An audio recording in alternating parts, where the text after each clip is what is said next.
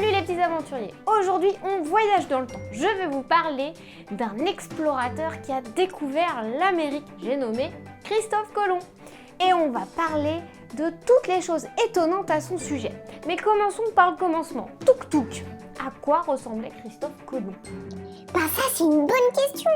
En fait, il a été représenté sur plus de 200 œuvres différentes. Et à chaque fois, son visage est différent. Oui, à l'époque, il n'y avait pas d'appareil photo. Alors, il va falloir faire preuve d'imagination. Waouh! Bon, on sait quand même le plus important, qu'il a découvert un nouveau continent, non? En fait, c'est pas exactement ça. Christophe Colomb n'a pas été le premier Européen à découvrir l'Amérique. Non. Oui, il y avait les explorateurs vikings ou encore les pêcheurs bretons ou basques qui avaient découvert ce continent bien avant lui en fait. Sauf que Christophe Colomb, c'est le premier à en être revenu et à l'avoir raconté à tout le monde. Par contre, Clem, pourquoi Christophe Colomb a traversé l'Atlantique? À l'époque, les marins avaient très peur de cet océan. Ils l'appelaient même la mer ténébreuse. Oui, imagine-toi que beaucoup de gens à l'époque pensaient que l'océan Atlantique était peuplé de monstres marins et même qu'il s'arrêtait brutalement et que les bateaux tomberaient dans le vide. Bref, que la Terre s'arrêtait là. Mais Christophe Colomb avait lu les textes des scientifiques de l'Antiquité et de son époque. Il en avait conclu que la Terre était ronde, mais plus particulièrement en forme de poire. Donc, il s'est dit qu'il pourrait rejoindre l'Asie sur son bateau en traversant cet océan. Et oui, il cherchait à trouver un raccourci par les mers pour atteindre une destination qui le faisait particulièrement rêver, les Indes orientales, c'est-à-dire l'Asie de l'Est, et plus particulièrement Cipango, c'est-à-dire le Japon.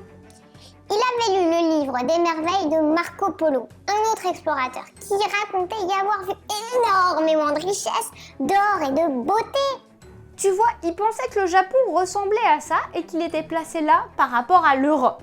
Sauf que si tu regardes une carte d'aujourd'hui, tu te rends compte qu'au milieu, il y a l'Amérique. Et en fait, ça fait que c'est bien plus loin que prévu l'Asie. Tout le monde le prenait pour un fou avant son premier voyage. Personne ne voulait traverser cette mer. Finalement, après de nombreuses années, il a réussi à convaincre la reine d'Espagne à financer son voyage et trouve avec difficulté un équipage. Il part avec 3 bateaux, la Pinta, la Niña et la Santa Maria. Le 12 octobre 1492, après 32 jours en mer, il arrive avec tous ses compagnons et ses 3 bateaux aux Bahamas, une île au large de l'Amérique. Gros soulagement. Ces marins commençaient à se rebeller. Ils pensaient même le jeter par-dessus bord. Il a failli faire demi-tour.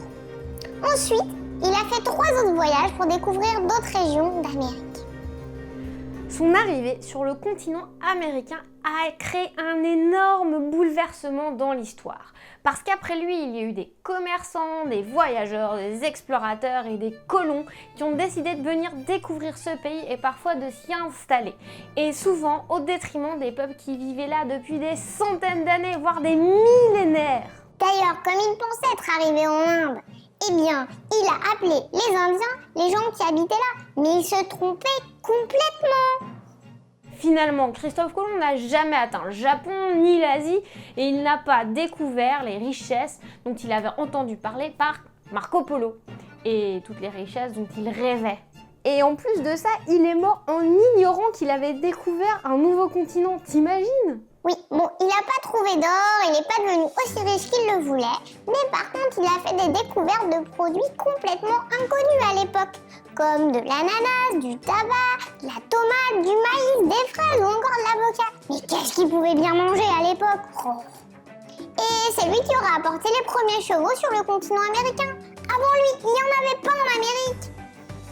Ce nouveau continent ne portera pas son nom. Non. En fait, Amérique, ça vient de Amerigo Vespucci. C'est le nom de l'auteur qui a écrit le livre Mundus Novus, ça veut dire Nouveau Monde. Par contre, il aura donné son nom à la Colombie, alors qu'il n'y est jamais allé. C'est bizarre, non? Bon maintenant qu'on sait tout ça, on va reprendre notre route pour continuer à découvrir cet incroyable continent ensemble. Qu'est-ce que t'en penses? Bon, avant que je te dise à la semaine prochaine, je t'invite à partager cette vidéo si elle t'a plu et à en parler autour de toi, ça va nous aider à continuer. Allez, à la semaine prochaine! Et surtout, n'oublie pas de t'abonner à notre chaîne YouTube Petits Aventuriers pour ne rien rater de cette incroyable aventure. Tu peux aussi nous soutenir sur Tipeee, nous mettre des commentaires pour nous dire ce que tu as aimé, ce que tu aimerais découvrir avec nous. Et on te dit à la semaine prochaine! Salut les petits aventuriers, après Forillon, je suis à Percé en Gaspésie. Et derrière moi, tu as le symbole de la Gaspésie, l'emblème, c'est le rocher percé dans lequel il y a un énorme trou. Oui, on appelle ce trou une